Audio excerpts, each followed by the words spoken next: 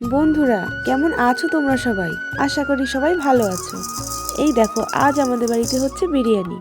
তো দেখো, আমি আর মা মিলে এখানে সব কিছু রেডি করে নিচ্ছি। তো দেখো, বিরিয়ানির চালটা আমি আধ ঘন্টার জন্য ভিজিয়ে রাখলাম। আর এদিকে সব জোগাড় হয়ে গেছে। মা এদিকে মাংস চাপিয়ে দিয়েছে কষানোর জন্য।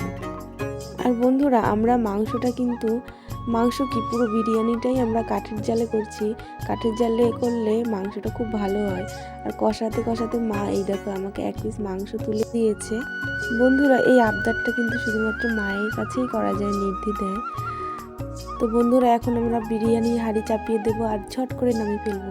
এই দেখো, আমাদের বিরিয়ানি রেডি। তো এখন আমি সবার মধ্যে পরিবেশন করে দেবো।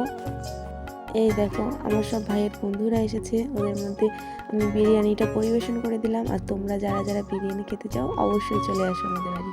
আজকের মতো এই পর্যন্তই, বাই।